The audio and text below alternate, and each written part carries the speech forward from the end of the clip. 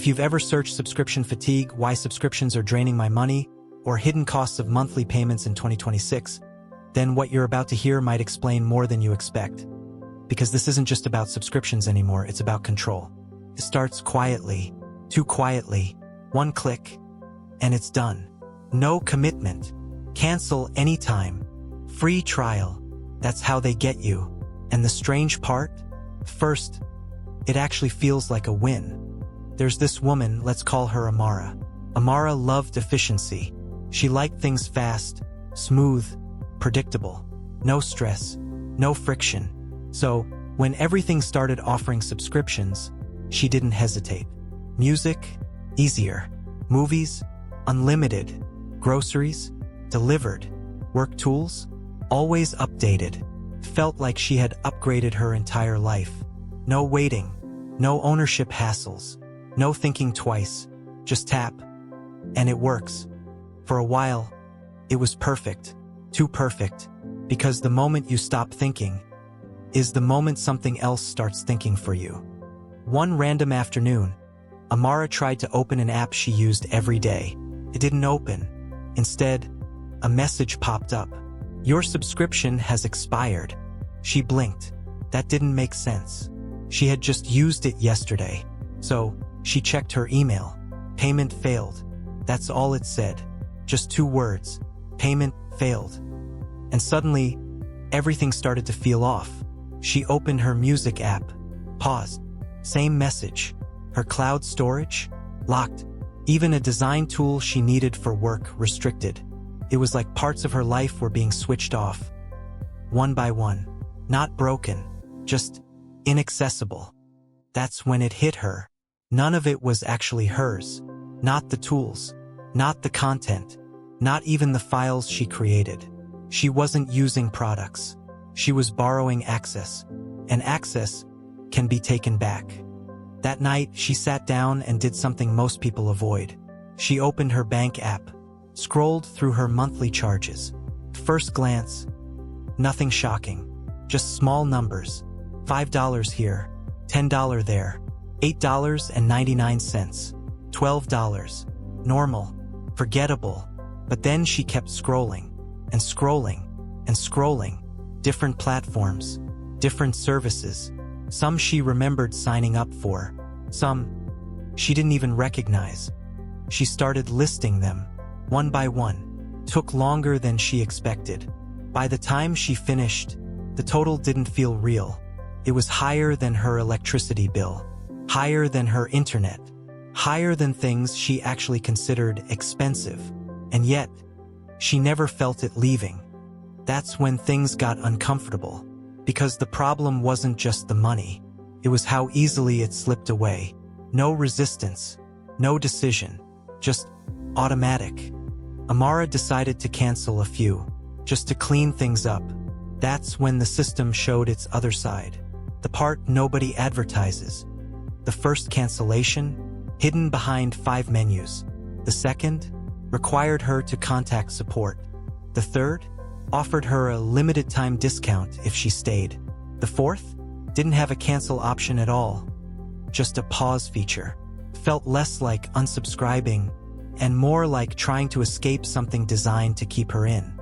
And then came the strangest part.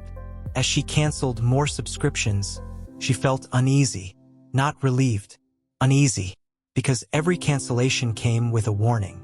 You will lose access. Your data may be deleted. Your experience will be limited. It felt like consequences, like she was giving something up. But what exactly? That's when the truth started to reveal itself, step by step, not all at once. Subscriptions weren't just about convenience anymore. They were about dependency. You don't notice it at first, because everything works seamlessly. But over time, your routines begin to rely on them. Your work, your habits, your entertainment, your storage, your communication, all tied to systems you don't control. And once everything is connected, walking away doesn't feel simple. It feels disruptive, almost risky. Amara kept going anyway, canceling, reducing, testing what she actually needed. The first week felt chaotic. Things didn't sync. Files were missing. Some apps stopped working completely. She had to find alternatives, workarounds, old methods she hadn't used in years. But by the second week, something shifted. She noticed how many things she didn't actually need. The premium features she rarely used. The content she barely consumed. The services she forgot existed until they charged her. And then, something else became clear. Convenience had slowly turned into control. Not her control, theirs. Because when everything in your life depends on a monthly payment, you're no longer choosing to use it. You're maintaining access to it. There's a difference, a big one. Think about it. If you stop paying, what happens? Your music disappears. Your files lock. Your tools stop working. Your content vanishes. That's not ownership. That's permission. And permission can change at any time. Prices go up. Features get removed. Access gets limited. And you adapt. Because by then, you're already inside the system. Amara didn't quit everything. That wasn't the point. The point was awareness. She kept a few subscriptions. But now each one had a purpose, a reason, a limit.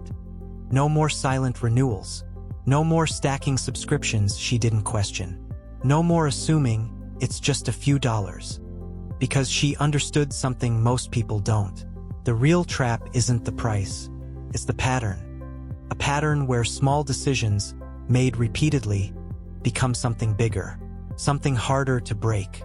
Something that slowly shifts control away from you.